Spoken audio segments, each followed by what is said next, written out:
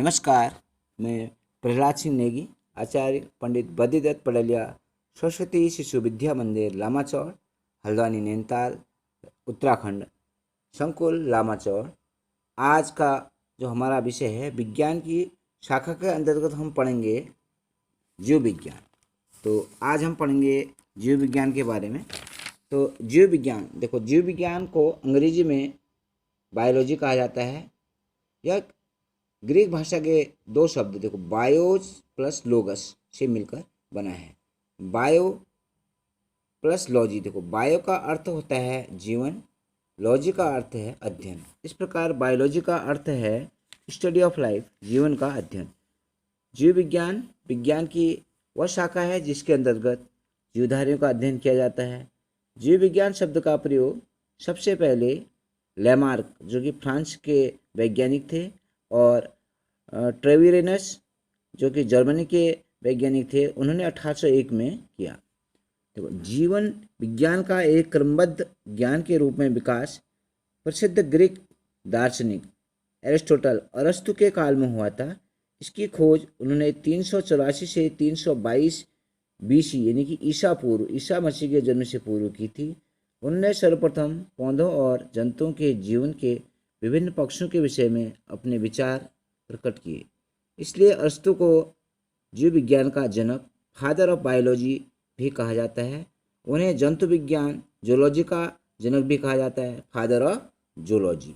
इस प्रकार जीव विज्ञान तथा जंतु विज्ञान का जनक अरस्तु को कहा जाता है।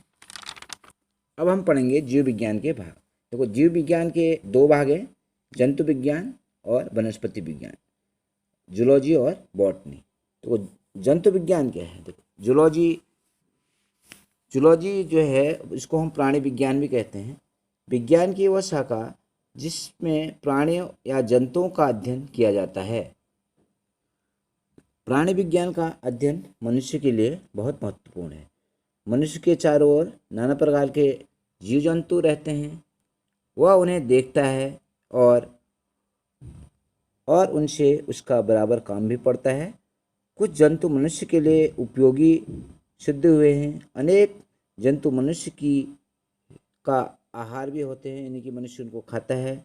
जंतुओं से हमको दूध मिलता है, कुछ जंतुओं से हमको अन्य प्रकार के, जैसे ऊन है, रेशम है, मधु, जो शहद होता है, लाख, ये चीज़ें हमको प्राप्त होती हैं। कुछ जंतु खेत की जुताई करने के काम आते हैं।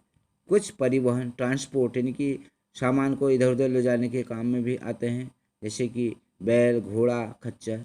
कुछ जंतु मनुष्य के शत्रु भी होते हैं और वे मनुष्य को हानि पहुंचाते हैं। कुछ फसलों को नष्ट कर देते हैं और कुछ मनुष्य का नुकसान करते हैं, और कभी कभी तो वो मनुष्य को मार भी देते हैं। अतः प्राणी विज्ञान का महत्व हमारे लिए बहुत ज़रूरी है। इस प्रकार हम कह सकते हैं कि जो प्राणी विज्ञान है वो हमारे लिए बहुत महत्वपूर्ण है।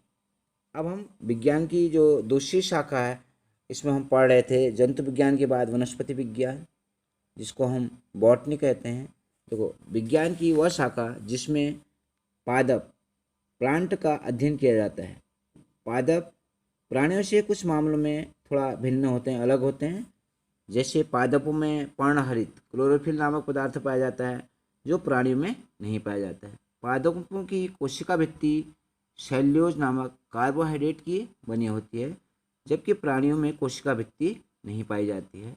वनस्पतियों का ज्ञान भी बहुत महत्वपूर्ण है। वनस्पतियाँ जीवन का मूलभूत अंश हैं। वनस्पतियाँ ऑक्सीजन छोड़ती हैं। मानव और अन्य जंतु का भोजन उनसे ही मिलता है। वनस्पतियों से हमको रेशे, फाइबर, ईंधन, औषधियाँ प्राप्त भी होती हैं, जो दवाएं हमको प्राप्त होती हैं। और प्रकाश संश्लेषण की जो क्रिया होती है, फोटोसिंथेसिस द्वारा पौधे कार्बन डाइऑक्साइड को सोखते हैं और हमें शुद्ध ऑक्सीजन देते हैं। पौधों से हमें बहुत सारी इमारती लकड़ियाँ प्राप्त होती हैं, जिनसे कि हम बहुत सारे निर्माण कार्य करते हैं। इस प्रकार हमें जंतु विज्ञान और वनस्पति विज्ञान का ज्ञान होना अति आवश्यक है। तो मैं आशा करूँगा कि मेरे द्वारा बताई गई जानकारी आपके लिए उपयोगी एवं ज्ञानवर्धक रही होगी। धन्यवाद।